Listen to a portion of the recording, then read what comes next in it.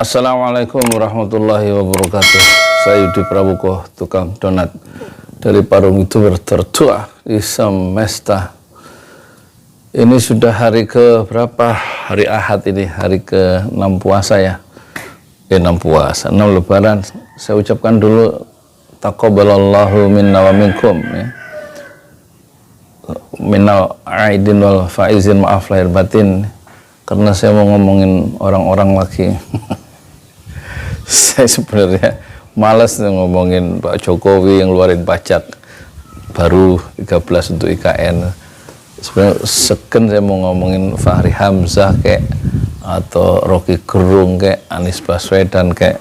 Karena habis puasa Syawal ini saya mau mikirin diri saya sendiri, mau jualan mie ayam, mereknya baru mie ayam Mas Pram di Cafe U, di wakaf apa, warung wakaf itu ya, Cafe U. Mau jualan mie ayam, tapi mie-nya itu ketutup ayam setinggi Gunung Semeru. Banyak, 10.000 apa 12.000, saya masih mikir-mikir ya. Untuk mendanai gerakan baru sedekah beras subuh. Jadi setiap subuh, jamaah subuh di sini di gedung wakaf ini, wakaf dari Bapak Haji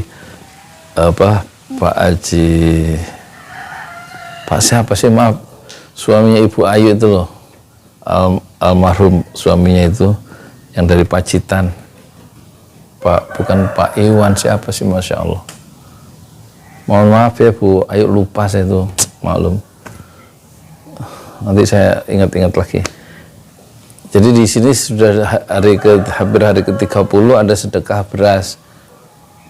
Sedekah beras untuk jamaah subuh. Setiap jamaah subuh selesai sholat, mereka baik yang anak-anak, baik yang remaja maupun bapak-bapak, ibu-ibu, ngambil beras 1 liter satu orang ya, untuk masak ya, untuk memberikan makan ya. Innama nut'imukum liwajhillah la nuridu minkum jazaa'a wala syukura. Kami memberi makan kalian ya melalui beras itu,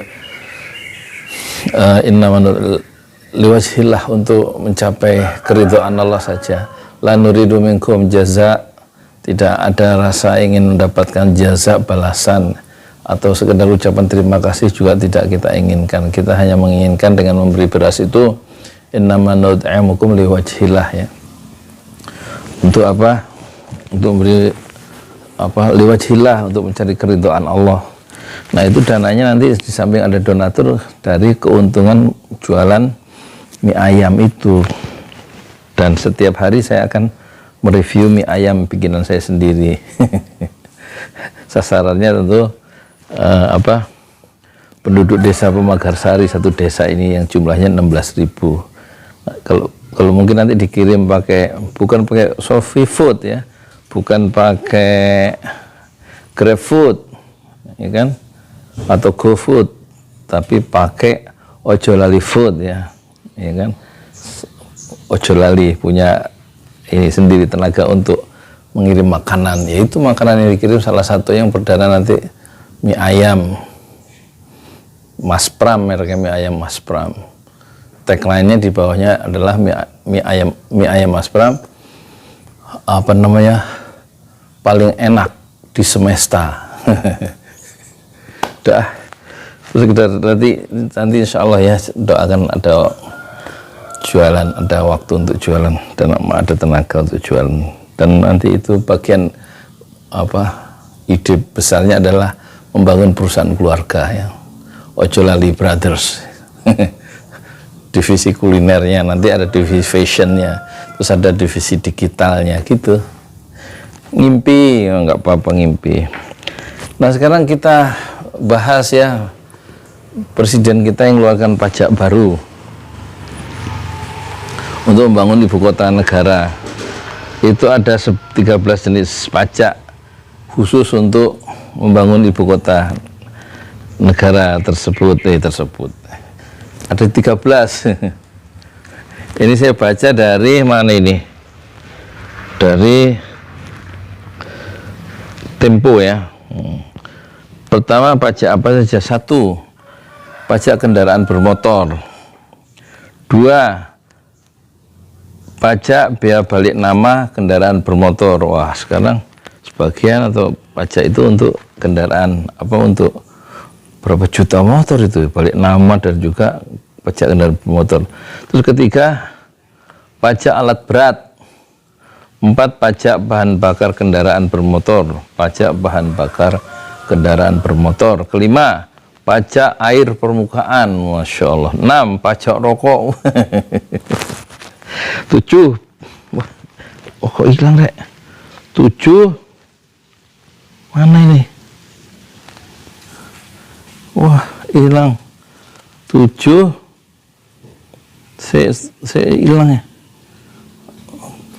Wah, sinyalnya rek. 7.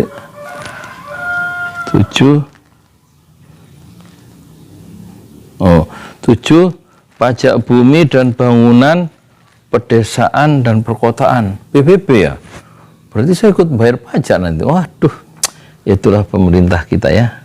Pajak bumi dan bangunan. Itu berapa? 7. 8, biaya perolehan hak atas tanah dan bangunan. 9, pajak barang dan jasa tertentu. Pajak barang dan jasa tertentu atas makanan dan garis miring atau minuman. Kemudian makanan dan atau minuman, tenaga listrik, jasa perhotelan, jasa parkir, dan jasa kesenian dan hiburan. Wah, kabeh dipajeki. Kabeh itu maksudnya all, kulluhu. Apa? Pajak reklame nomor 10. 11, pajak air tanah. 12, pajak mineral, bukan logam dan batuan, pajak mineral. 13, pajak sarang burung walet. Masya Allah, luar biasa ya. Ya pokoknya soal rinciannya moco dewe, baca sendirilah. Jadi ambisi-ambisi Pak Jokowi masih belum ini ya, belum usai ya untuk meninggalkan legacy warisan, yaitu ibu kota baru Nusantara, dengan segala cara, terutama pendanaan yang kemarin mendapatkan pukulan telak ya dari Masayoshi, CEO dari SoftBank, yang katanya mau menggelontorkan dana 100 miliar dolar alias 1.400 triliun. Itu kemudian dia lari ke Jepang, nggak jadi, mengundurkan diri meskipun sudah 2 kali ketemu Pak Jokowi di istana ya. Dan itu membuat Luhut marah kan ya. Masayoshi sudah keluar katanya, jangan cerita Masayoshi.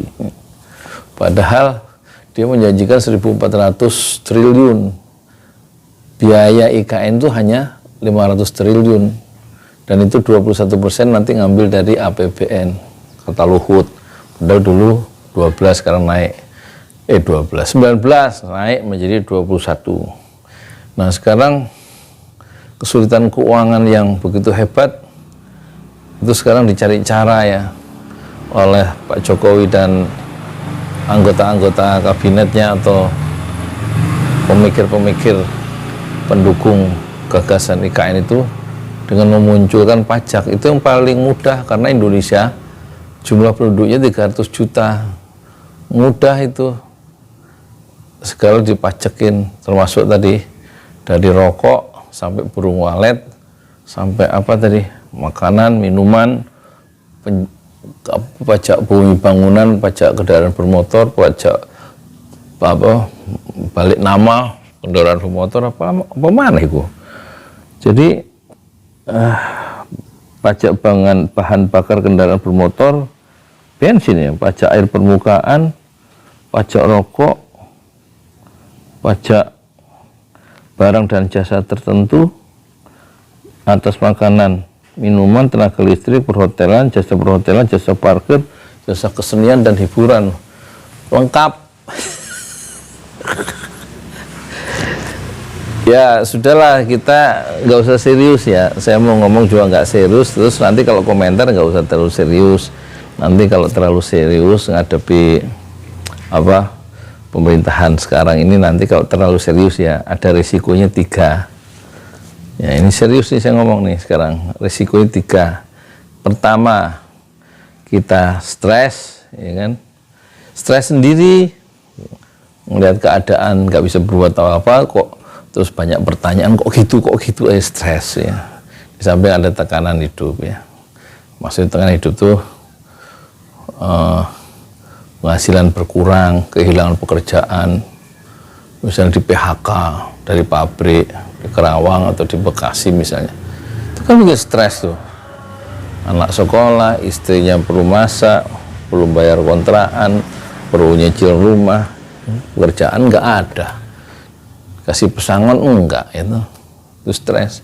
Terus mikirin keadaan yang nggak sesuai dengan harapan, ya. Bisa stres itu, ada tekanan yang kuat ya, tekanan masalah ya. Kalau begitu, fafirru ilallah, larilah kepada Allah ya. Jangan lari ke teman, sebab kalau lari ke teman, lah temannya juga stres. Dan nanti malah stres kuadrat gitu.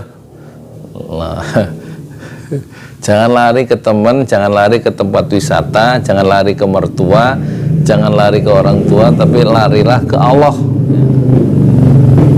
Larilah ke Allah sebagaimana di dalam Al-Quran, fafirru ilallah ya. Fafirru ilallah, larilah kepada Allah. Wasari'u ila maghfirati min rabbikum wa jannatin arduha samawati wal ard. Bersegeralah wasari'u ila kepada ampunan dari Rabbmu ya, yang seluas langit dan bumi. Wa'iddat lil muttaqin, yang disediakan untuk orang-orang yang bertakwa, ya enggak? Alladzina yunfiquna fis sarra'i wad dharra, orang-orang yang bertakwa itu apa? Sarra, yang selalu yunfiquna, menginfakkan hartanya meskipun dalam keadaan sempit hidupnya maupun dalam keadaan lapang. Apa itu? Yunfiquna fis sarra'i wad dharra wal qadhiminal ghaidh, dan menahan marah, serta wal afina 'anin nas, dan memaafkan kekeliruan, kesalahan orang lain.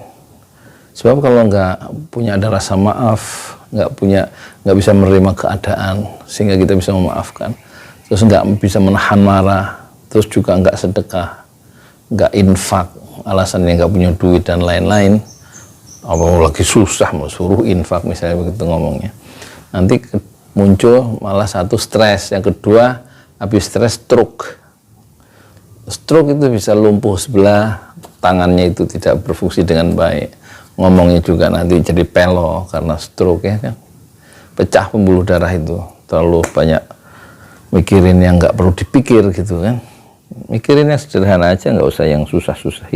Berpikirlah sederhana, minumlah sederhana, makanlah sederhana ya, jangan seperti para ngelihat keadaan negara kita itu, terus jangan seperti orang-orang ahli gitu loh, kayak saya aja sebagai tukang donat, santai-santai gitu. Jangan kayak Rocky Gerung serius. Jangan kayak Fahri Hamzah serius sampai susah tersenyum dia.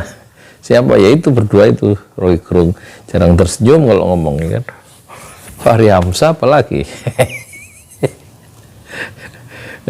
Ketiga, kalau terlalu serius menghadapi kondisi yang rumit, yang susah sekarang, itu nanti jadi ini. Pertama stres, kemudian stroke, yang ketiga kemudian out. Wah, lagi rekaman ada bunyi.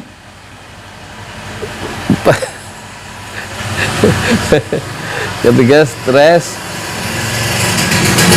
stroke, dan out. Maksud tuh out itu terlepas ya nyawa dari badan ya kan. Ya karena salahnya sendiri, terlalu seperti seorang filsuf, seorang pemikir, memikiri keadaan yang nggak bisa diubah. Sekarang memikirin ekonomi keluarga sendiri itu, misalnya jualan apa kayak yang bisa dijual. Yang penting jangan menjual 3 hal. Peluang dakwah dan bisnis itu seluas langit dan bumi ya. Hei, ngapain? Aku lagi rekaman. Gimana? Sehat kah? Saya ada tukang Kemarin jadi jualan. Nah, mau kepotong nih ngobrol dulu sama tukang pempek. Jadi pikir sederhana aja dari itu. Jangan seperti kayak Fahri Hamzah. Fahri Hamzah itu memang canggih, dia bisa melihat persoalan itu. Dia cirinya selalu berpikir sistemik ya. Jadi dia nggak terkecoh oleh masalah-masalah yang muncul hilang. Sebabnya apa sih kok ada masalah ini ya? Dia berpikir sistemik, sistemnya itu yang harus diperbaiki gitu. Jadi dia bisa menjelaskan setiap persoalan karena dia punya gambaran besarnya untuk menjelaskan itu. Dia memiliki kemampuan untuk menjelaskan persoalan-persoalan yang muncul. Misalnya kenapa muncul masalah seperti ini, DPR itu kok jadi lemah gitu kan. Tidak men-challenge, tidak melawan segala keputusan-keputusan atau rencana dari pemerintah, kok enggak all out gitu ya. Itu tadi misalnya karena salah satunya itu karena anggota DPR itu kan secara resmi mewakili, secara normatif mewakili rakyat, tapi secara praktis kan dia atas nama partai dikirim ke Senayan itu, sehingga dia takut juga untuk ngomong yang bebas dalam mengkritik pemerintah, karena dia takut nanti di recall ada pergantian antar waktu istilahnya gitu. Si anggota DPR itu harusnya dia, kata Fahri Ali, kalau misalnya dia itu ngomong keras, sekeras-kerasnya mengkritik pemerintah, mengkritik eksekutif, dan dia dicopot dari partai misalnya, dicopot keanggotaan sebagai anggota partai, tetap dia tidak bisa gugur sebagai anggota DPR gitu, nggak bisa ditarik gitu loh. Nah, berarti sistemnya harus dibuat seperti itu sehingga terjadi keseimbangan keseimbangan pemerintahan. Artinya si eksekutif pemerintah yang sedang berjalan itu bisa lebih lurus jalannya karena anggota-anggota DPR-nya itu berani dan tidak takut dicopot oleh partainya gitu. Jadi ini persoalan sistem. Nah, si Fahri Hamzah itu ngomongnya selalu sistemik ya. Cara berpikirnya itu sistemik ya. Ada sistem yang salah gitu. Kenapa keadaan Indonesia seperti ini? Sistem bernegara kita maksudnya, kira-kira gitu. Nah, kalau beda dengan Rocky Gerung dia lebih memiliki kemampuan untuk menjernihkan konsep-konsep dasar ya, konsep dasar hak asasi manusia kayak atau lingkungan atau demokrasi, itu dia kembalikan kepada makna aslinya. Penguasaan konseptual itu si Rocky Gerung itu kaya dan kuatnya kemampuan abstraksinya, itu kemampuan untuk memahami atau menjelaskan konsep-konsep dasarnya kepada masyarakat dengan cara yang sederhana, yang tidak dimiliki oleh Fahri Hamzah gitu loh. Jadi kekuatan reflektifnya, kekuatan filsafatnya itu Rocky Gerung itu jauh melampaui Fahri Hamzah yang seorang praktisi politik, di samping dia seorang pemikir. Nah, si Rocky Gerung itu lebih kuat ya, seorang pemikirnya, dan dia memang bukan seorang aktivis politik dalam artian politik praktis ya. Nah, kalau ngikutin cara berpikir Rocky Gerung sama Fahri Hamzah, ya kita bisa ngerti masalah kita, tapi kondisi ekonomi kita sendiri nggak membaik ekonomi, jadi harus diurus sendiri ekonomi itu. Kalau menurut saya, makanya saya jualan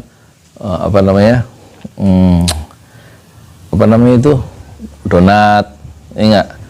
Sekarang mau jualan, kemarin 2 bulan terakhir jualan nasi uduk pagi malam, jam 5 pagi dorong gerobak, jam 10 pagi pulang dapat 150, nanti datang berangkat lagi jam 5 sore, pulang jam 10 malam, pulang pergi dorong gerobak di sana deket. jalan desa, di jalan desa. Dapat sehari jadi 300.000, kan lumayan itu buat beli pulsa sama beras liter. Karena punya pulsa, terus bisa jadi YouTuber kan gitu. Jadi agak praktis pikiran saya itu sebenarnya. Makanya sekarang saya menjadi YouTuber yang paling produktif di semesta, karena saya target sekarang jumlah video saya itu 5.000, hampir 5.000, itu udah mengalahkan videonya si YouTuber yang paling produktif di dunia waktu itu, si siapa, PewDiePie. Dia videonya cuma 3.500 ya kan. Raffi Harun paling berapa, 3.300 ya. Saya 5.000, ya 4.900, sebentar lagi 5.000. Kenapa kok bisa banyak?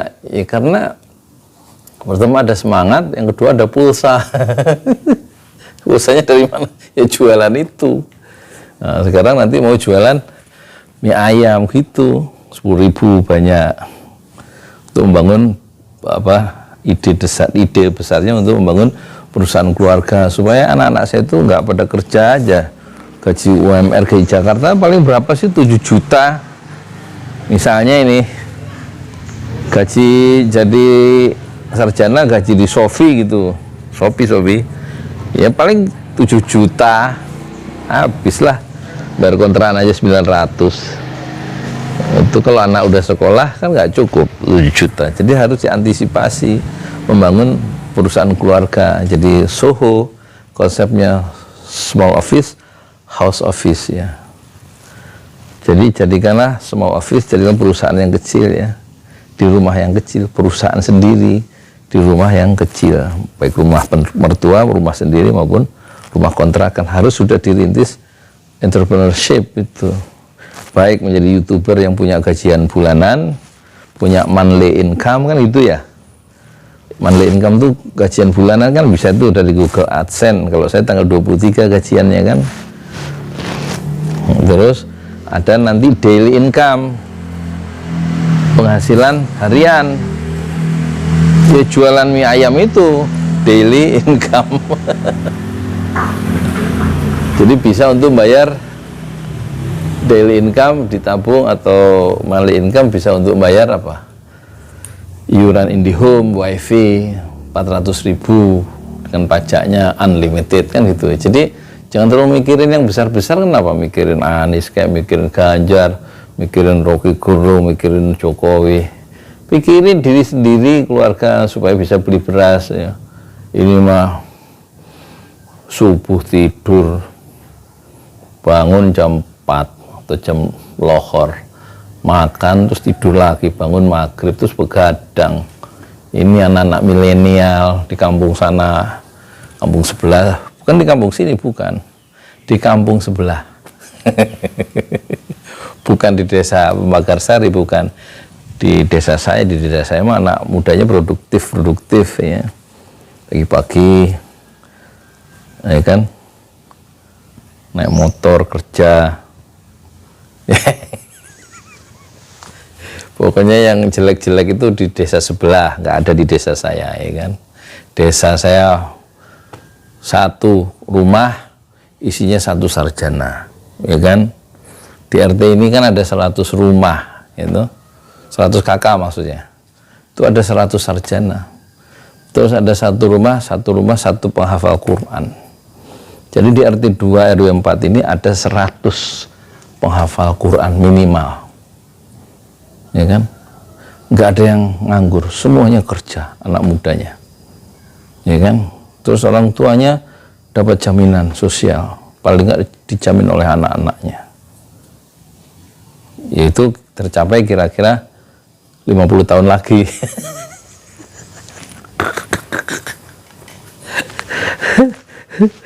Nah, sekarang kembali ke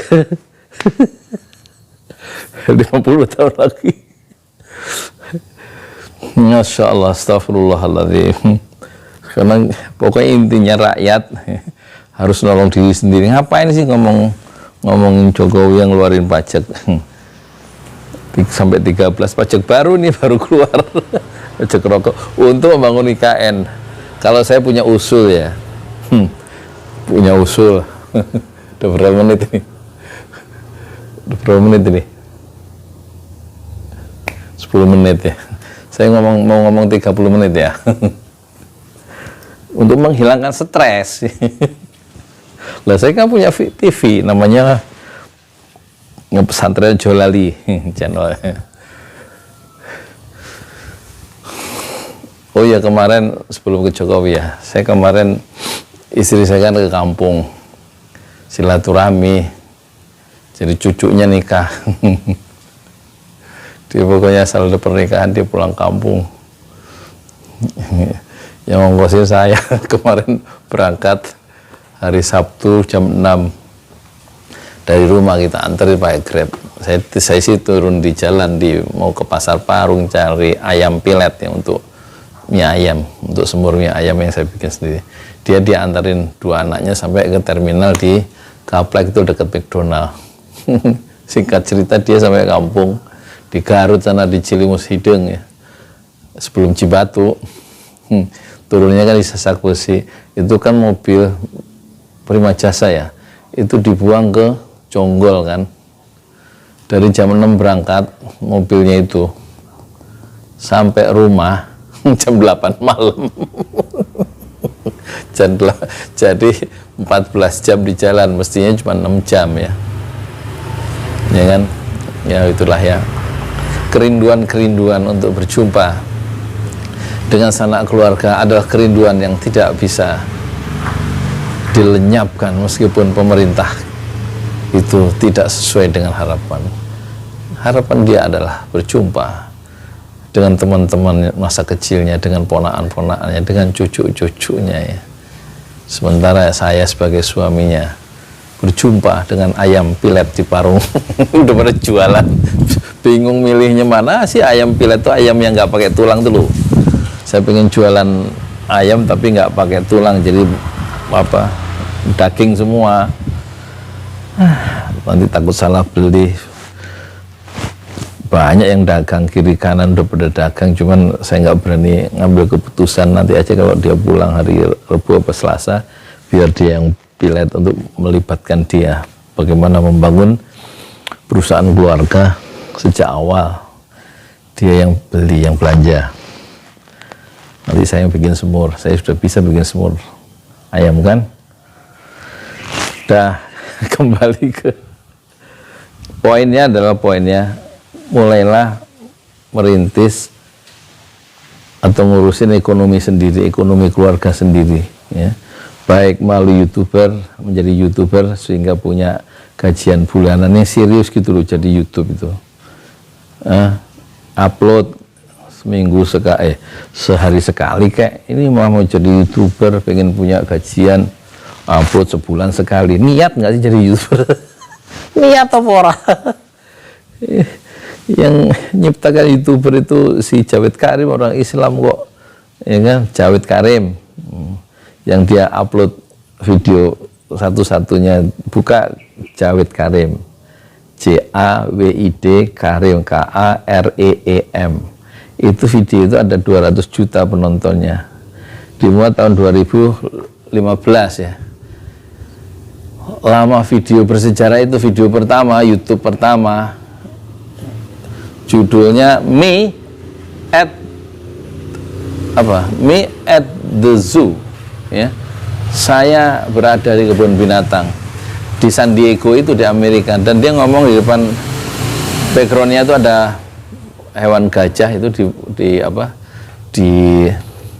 belakangnya itu, di kebun binatang.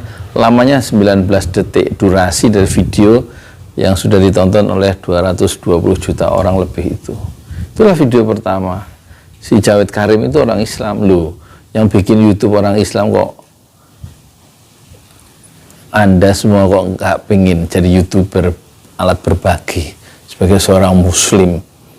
Yang bikin YouTube itu orang Islam loh, malah dipakai untuk yang aneh-aneh. Niat nggak sih jadi YouTuber? Orang Islam yang bikin. Jawed Karim umur 26, sekarang kewarganegaranya 2, Jerman dan Amerika. Dia aslinya orang Bangladesh kalau nggak salah ya. Bangladesh apa orang Pakistan gitu. Bapaknya Naimul Karim, istrinya emaknya Christine Karim. Ya. Dia sendiri namanya Jawid Karim. Gitu. Ayo jadi YouTuber.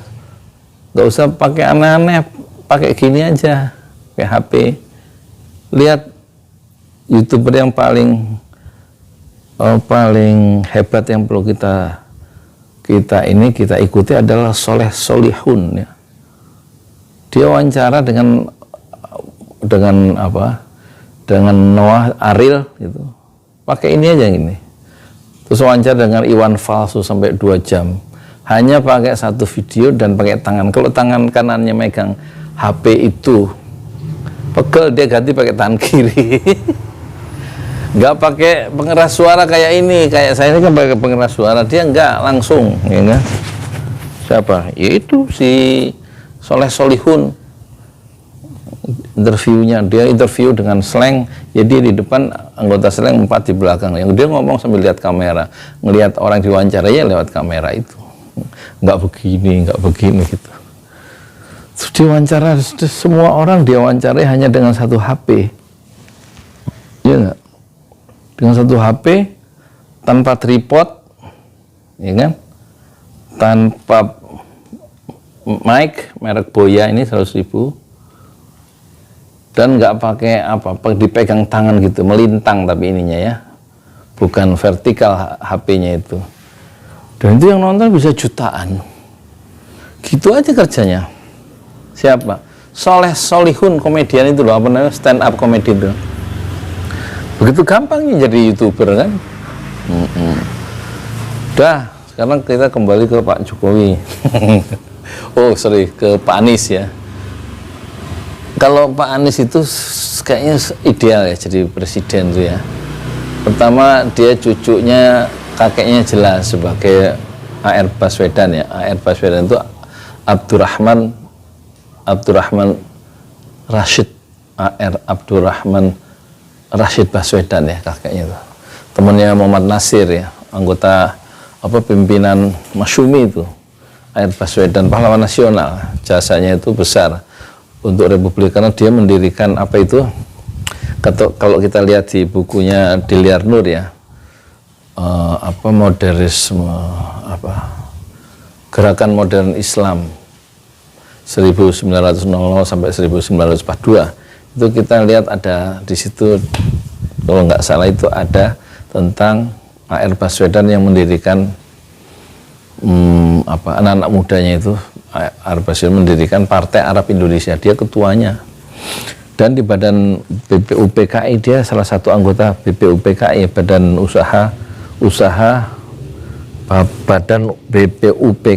usaha penyelidikan dan persiapan kemerdekaan kalau nggak salah ya. Dia ada di situ. Ya. Dari partai dia memiliki partai, mendirikan Partai Arab Indonesia, dan dia memilih Indonesia menjadi warga negaranya ya. Beda dengan Tionghoa, itu dia bukan pribumi, dia tetap memilih tanah leluhurnya tetap di Tiongkok gitu. Kalau Arab dia tanah leluhurnya Indonesia, memilih warga negara Indonesia, pribumi.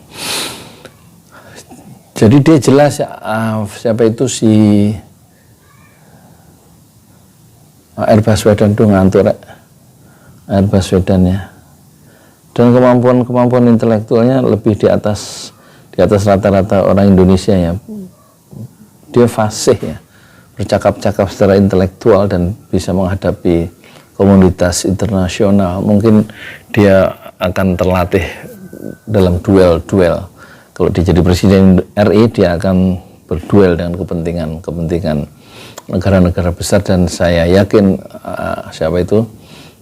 Anies Baswedan itu mampu berduel ya, head to head, satu mewakili Indonesia untuk mengamankan kepentingan nasional kita ya.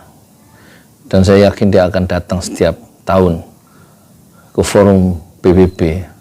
Kalau Pak Jokowi kan 5 tahun itu tidak pernah hadir ya, mungkin nggak terlalu pede bahasa Inggrisnya atau nggak bisa menghadapi secara confident itu di forum-forum internasional. Kan dia mewakili JK sebagai wakil presiden ya, dan itu sangat disayangkan ya. Beda dengan Bung Karno, beda dengan SBY gitu, beda dengan Habibie atau Gus Dur yang lebih pede menghadapi pemimpin-pemimpin level dunia ya. Dan ideal kalau siapa itu Baswedan, Anies itu kan Abdul Rashid ya. Kalau kakeknya Abdurrahman Rashid Baswedan ya. Kalau dia AR Baswedan, Abdul Rashid Baswedan ya.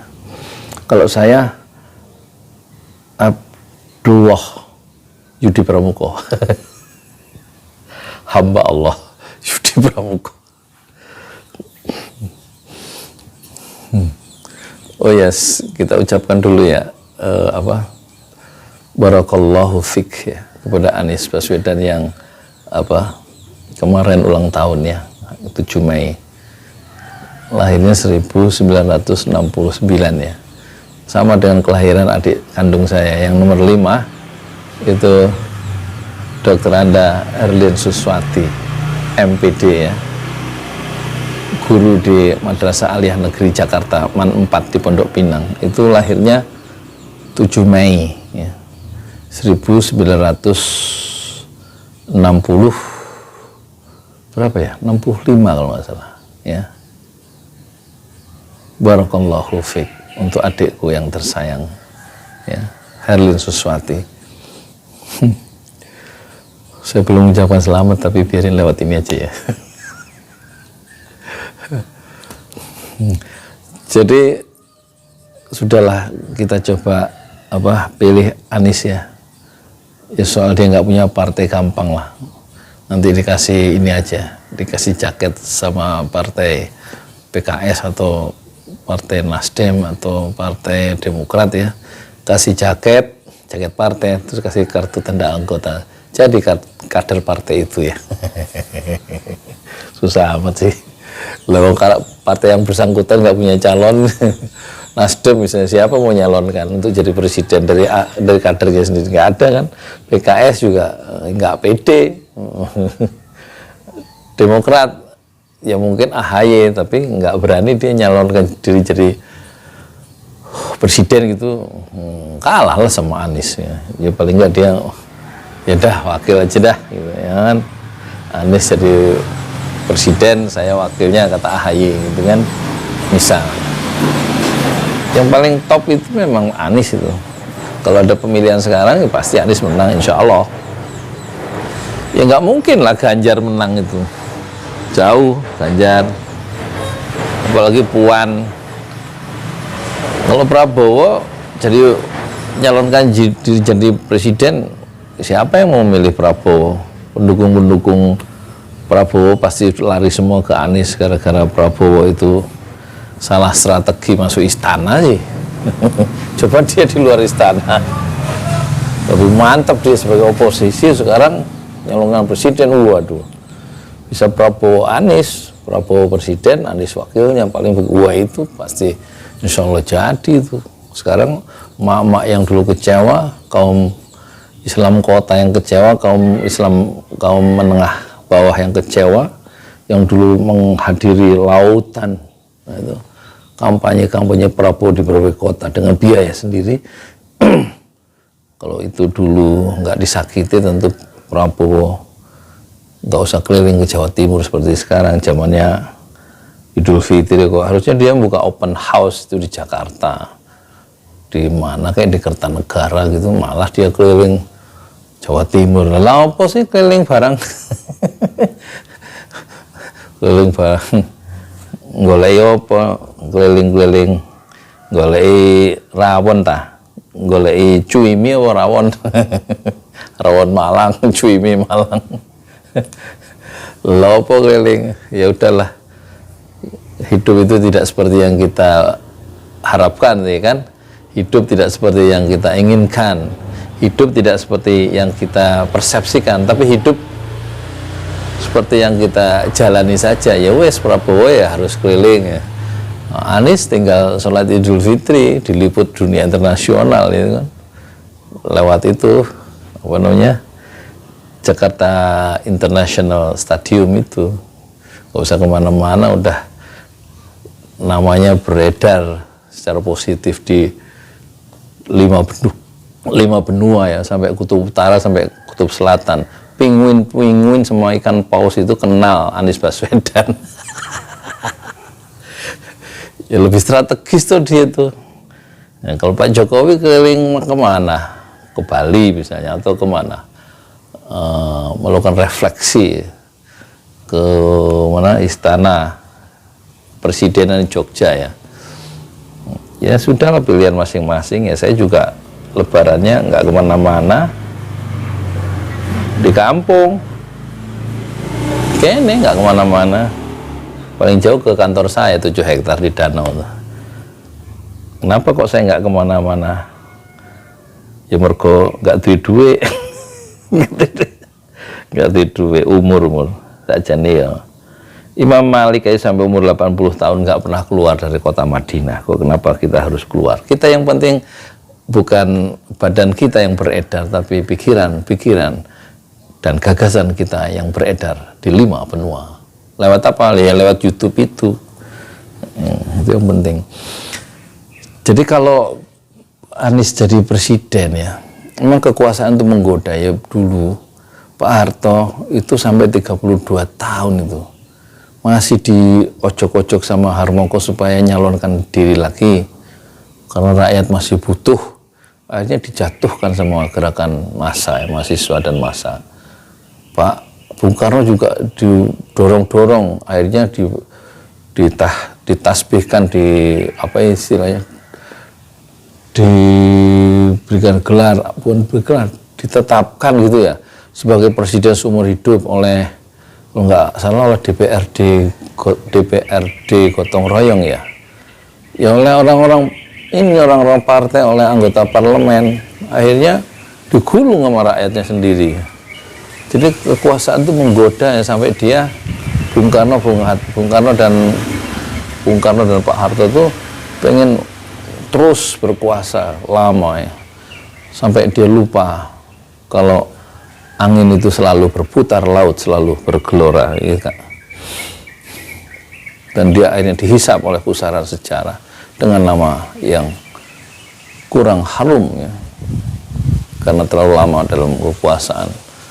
Nah, saya kira Anies Baswedan harus cepat-cepat ya keluar dari pusaran politik itu, masuk menjadi presiden. Kalau perlu cepat keluar ya, cukup 1 periode aja, tapi meninggalkan warisan yang gemilang. Salah satunya dihentikan itu, apa namanya, dihentikan selama 5 tahun proyek IKN itu. Bayar utang dulu, tapi nggak tahu bayar nggak 5 tahun. Terus proyek kereta cepat ditunda dulu, ya harus berani duel ini sama Cina, duel apa namanya, negosiasi lagi, ditunda aja. Terus uang yang itu, coba kalau utang kita kan setiap tahun bayar hutang, bayar bunga, cicilan bunganya aja 400 triliun ditambah 7 triliun, 407 triliun. Coba kalau uang sebanyak itu, cicilan bunga itu, kalau kita nggak ngutang, itu kita pakai untuk ngirim mahasiswa ya. Misalnya Anies ngirim anak-anak SMA keluar negeri, semuanya belajar di universitas. Katakan biaya 4 tahun itu kira-kira 1 miliar misalnya, 1 miliar rupiah ya. Kalau 1000 mahasiswa berarti kan 1 triliun ya. 1000 mahasiswa yang dikirim ke luar negeri itu selama 4 tahun tuh 1 triliun. Lah kalau 400 triliun jadi 1000 kali 400 ya. 1000 kali 100 ya, 100.000 mahasiswa pulang pada tahun kelima, 100.000 mahasiswa, S1, S2, S3 gitu. Wah, menguasai ilmu-ilmu dasar, terus jadi peneliti yang mengembangkan varietas bibit unggul buah, padi. Jadi akhirnya kita menjadi eksportir buah-buahan dan juga menguasai teknologi tinggi ya. Dengan pendidikan dikirim dulu ke 5 benua, ke Australia, ke Afrika, Eropa, Jepang, Jerman, Belanda, Amerika gitu ya. Pakai dana 400 triliun itu, kalau nggak dipakai untuk nyicil bunga hutang, yang utangnya itu 7.000,14 triliun. Jadi harusnya Anies punya program yang lebih berani gitu, lebih strategis mengembangkan SDM dengan cara mengirim anak-anak muda bukan menjadi skrup dari sistem kapitalisme global, tapi mereka akan menjadi pemimpin-pemimpin dengan ilmu S1, S2, S3 yang dibiayai oleh negara, dikasih pinjam setelah kerja baru dikembalikan cicilan untuk beasiswa selama 4 tahun itu. Nah itu kan satu pilihan yang bagus tuh, mengembangkan SDM zaman kayak Habibie itu, mengembangkan. Lagi serius, ada tukang cilok, teman saya itu tukang cilok, sama ini dia jualan cilok, sama ini digabung ciloknya 1.000 digabung sama apa itu agernya 500, kayaknya begini sendiri bisa habis 150 agar tuh di tempat-tempat plastik, jadi 75.000, kasih susu dikit gitu. Tapi jalannya pincang dia, kasihan. Anies harusnya fokus ke pengembangan kualitas manusia Indonesia itu, yaitu ngirim dengan biaya 400 triliun selama 5 tahun untuk 100.000 anak-anak muda, dikasih pinjam uangnya, bukan beasiswa, nanti dicicil setelah kerja di perusahaan-perusahaan yang didirikan di Indonesia, dicicil pinjaman selama 5 tahun itu ke pemerintah. Mungkin sebagian itu beasiswa atau 20% itu cicilan, 80% mungkin beasiswa dari pemerintah gitu misalnya, kayak LPDP itu. Tapi ini bukan LPDP yang kemarin ribut itu, karena salah satu rektor di Institut Teknologi Kalimantan, dia bilang yang saya tes itu 12 cewek itu nggak ada, semuanya nggak ada yang pakai penutup kepala ala manusia gurun. Kan kurang ajar tuh ngomong gitu. Itu siapa sih namanya yang kurang ajar tuh? Profesor Budi Santosa. Udah saya bikin videonya, judulnya Profesor Budi Santosa, terus dalam tanda petik manusia gurun. Nggak pantas toh, ya kan? Jadi kita habis umur hanya untuk mereaksi orang-orang yang benci ke Islam ini. Islamfobia yang menjelek-jelekan Islam itu sekarang subur ya di zaman pemerintahan Jokowi itu. Islamfobia dulu kayaknya di zaman Gus Dur itu nggak ada, di zaman SBY nggak ada, di zaman Habibie nggak ada. Itu sekarang menghina Quran, menghina, bunuh orang semau-maunya. Yang 6 orang itu orang Laskar Front Pembela Islam dibunuh semau-maunya oleh negara. Nggak ada bela sungkawa itu dari pejabat-pejabat yang terkait atau dari presiden. Padahal warganya sendiri dibunuh sama polisi, ya bukan koruptor, bukan teroris, bukan dibunuh tanpa ada alasan apa-apa, nggak pakai hukum, main tembak aja. Terus 6 orang, 19 peluru itu nembus mata, nembus kepala, nembus dada kiri, 19 peluru untuk 6 orang itu kan luar biasa itu kejahatannya itu kan. Ya sudahlah. Nah kembali ke Anies ya, kalau ke Anies itu jadi presiden, itu yang dikembangkan ide kan boleh ya.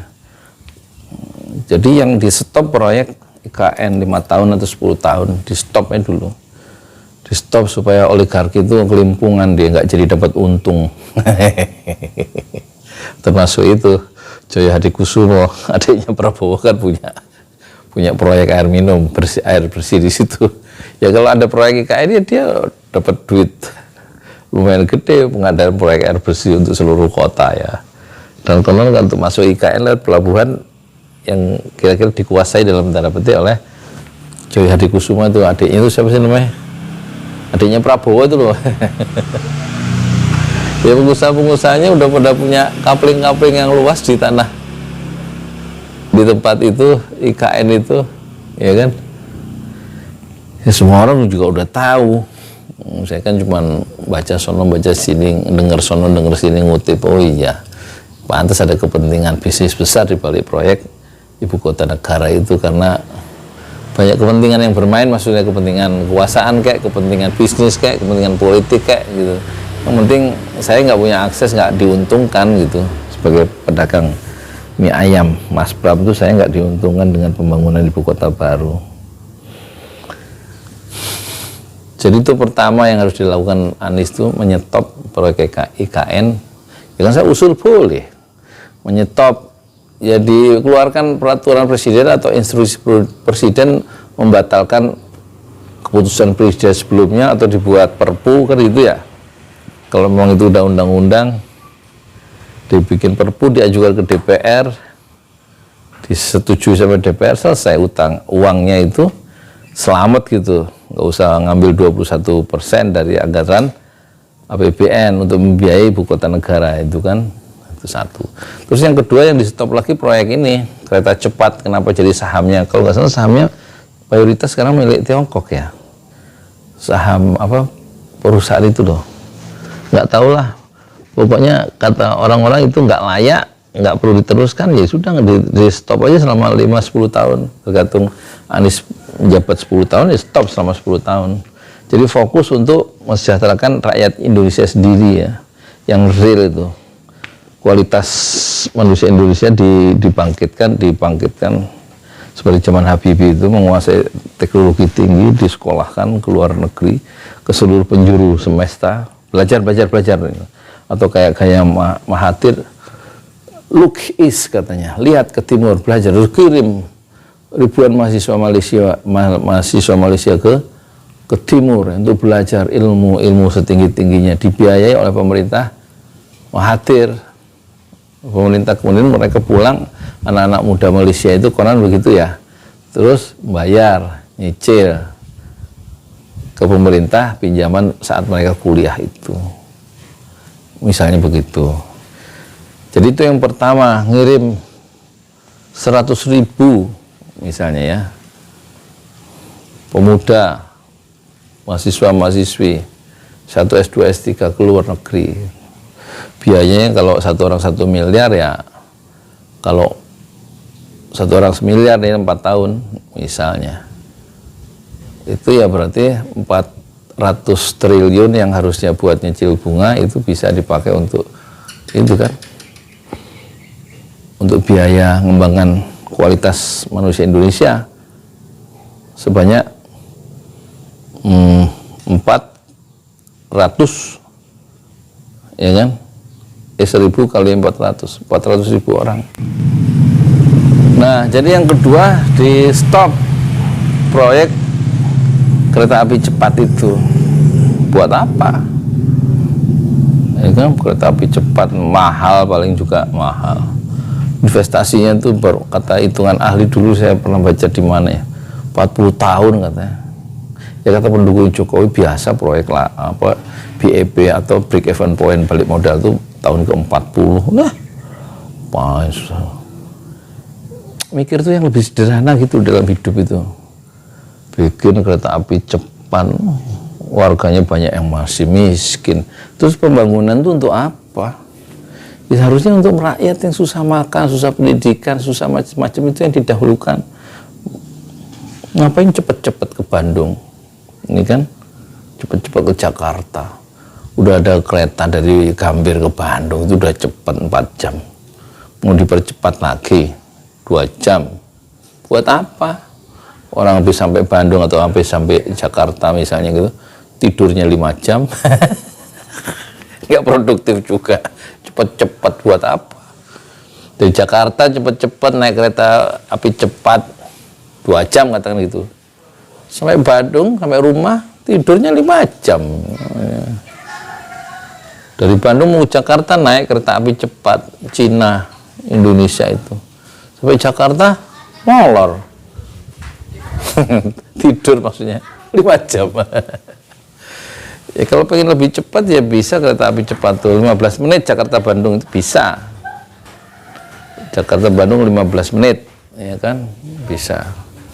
Tapi bukannya sampai ke apa? Bukan sampai ke tujuan, sampainya di UGD. Udah ngomong nggak jelas. Ya nggak usah ditonton ya. Yang penting ini aja di skip ya, di skip. Sorry jangan di skip. Di ini di subscribe kalau kata istri saya, terus di like, di share, terus dikomentari, nggak usah berantem di ini saya di YouTube saya, nggak usah berantem, komentar aja. Gimana kalau Presiden Anies itu apa yang dia lakukan kalau dia jadi presiden? Kalau saya di cancel pembangunan ibu kota yang menelan apa biaya besar itu, dan di cancel juga selama 10 tahun proyek kereta api Jakarta Bandung. Bagaimana menurut Anda?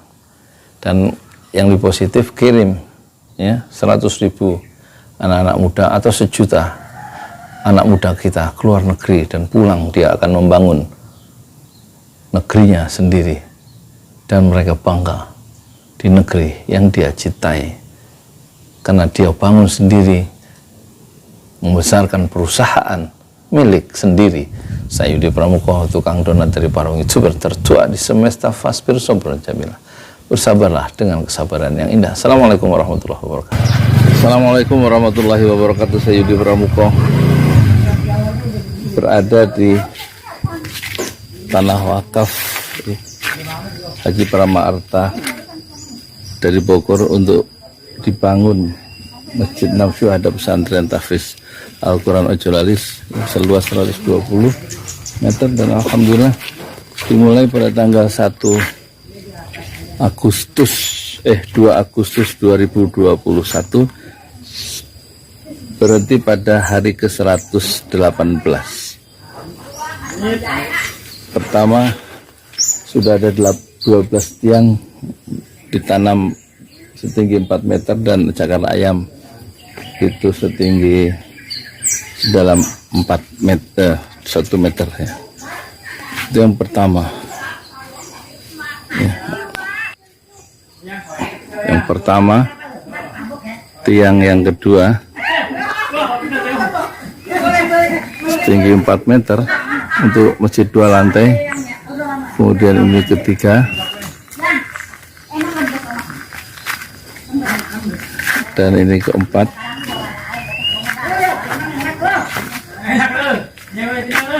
Kelima,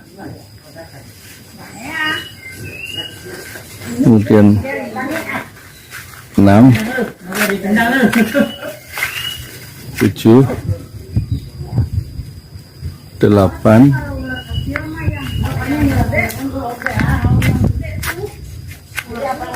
9, kemudian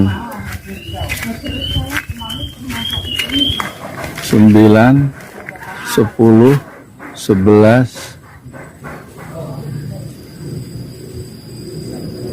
12, 4 yang lagi yang belum dicor, terhenti sebelum puasa. Rasulullah bersabda, man bana masjidan lillah